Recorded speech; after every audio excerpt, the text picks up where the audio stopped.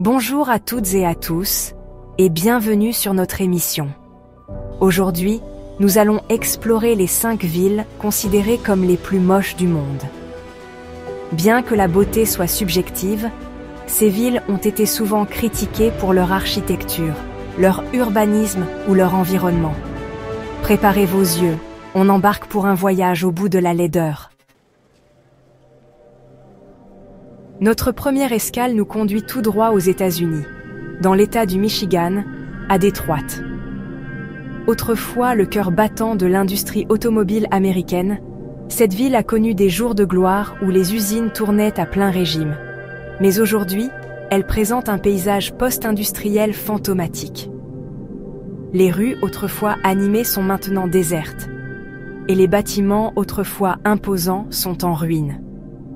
La délocalisation des usines et la crise économique ont laissé des quartiers entiers à l'abandon. Les maisons, les écoles et même les églises sont désertées, créant une atmosphère presque surréaliste. Aujourd'hui, la ville est connue pour ses bâtiments abandonnés et ses usines désaffectées. Ces structures, vestiges d'une époque révolue, attirent les curieux et les photographes du monde entier. Pourtant, Détroit se bat pour renaître de ses cendres avec des artistes et des initiatives citoyennes redonnant vie aux quartiers oubliés. Des fresques colorées et des projets communautaires émergent, insufflant une nouvelle énergie à la ville. Détroit est-elle laide ? Peut-être. Mais elle est surtout incroyablement fascinante. La résilience de ses habitants et leur créativité transforment peu à peu cette cité fantôme en un symbole de renaissance et d'espoir. On traverse l'Atlantique pour atterrir en Espagne, plus précisément en Galice, dans la ville de La Corogne. Cette ville côtière est connue pour son mélange unique de paysages naturels et d'urbanisation moderne. Située sur la côte atlantique, la ville bénéficie d'un cadre naturel magnifique. Ses plages et falaises offrent des vues à couper le souffle, attirant les amoureux de la nature et les touristes. Mais La Corogne, c'est un peu le paradis gâché par l'homme.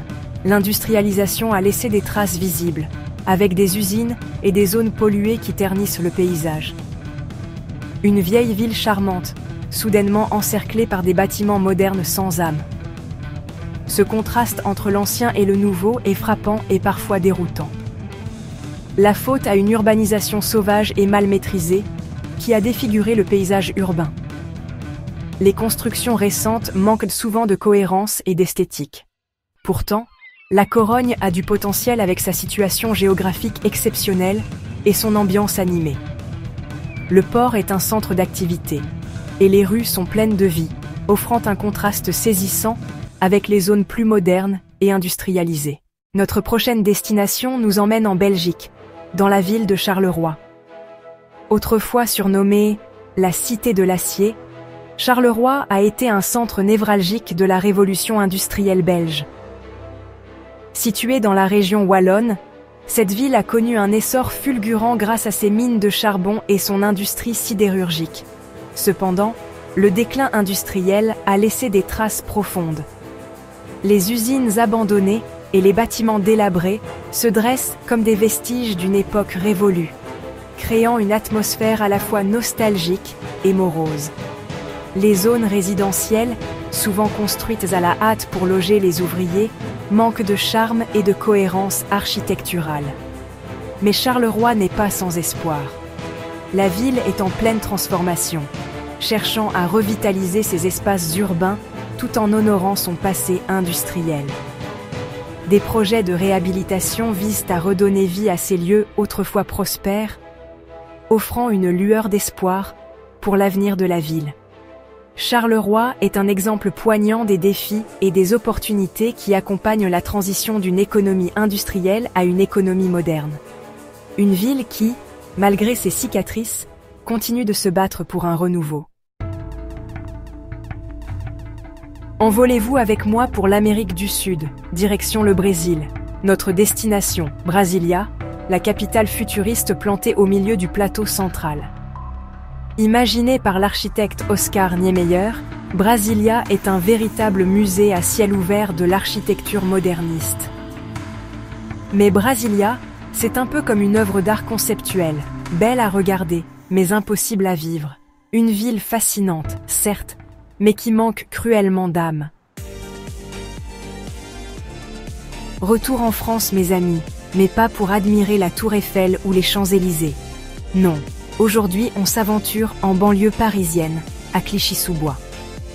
Située à une quinzaine de kilomètres du centre de Paris, cette ville est souvent méconnue des touristes. Une ville qui symbolise les défis et les contradictions de la France contemporaine. Ici, les contrastes sont frappants, entre espoir et désillusion.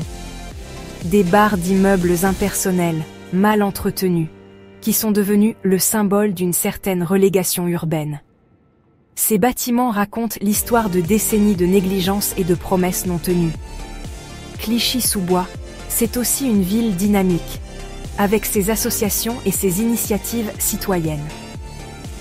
Les habitants s'organisent pour améliorer leur quotidien et créer un véritable esprit de communauté. Une ville qui se bat pour changer son image et offrir un avenir meilleur à ses habitants. Les projets de rénovation urbaine et les programmes pour la jeunesse sont des signes d'un renouveau en marche. Alors, voilà, notre tour du monde des villes les plus moches touche à sa fin. 5 destinations, 5 ambiances, 5 réalités urbaines qui nous interrogent sur notre rapport à la beauté et à la laideur. Ces 5 villes, bien que souvent critiquées pour leur aspect, ont chacune une histoire et des particularités uniques. Merci d'avoir suivi cette émission. N'oubliez pas que la vraie beauté se trouve à l'intérieur. Et sur harmonieféminine.com, bien sûr.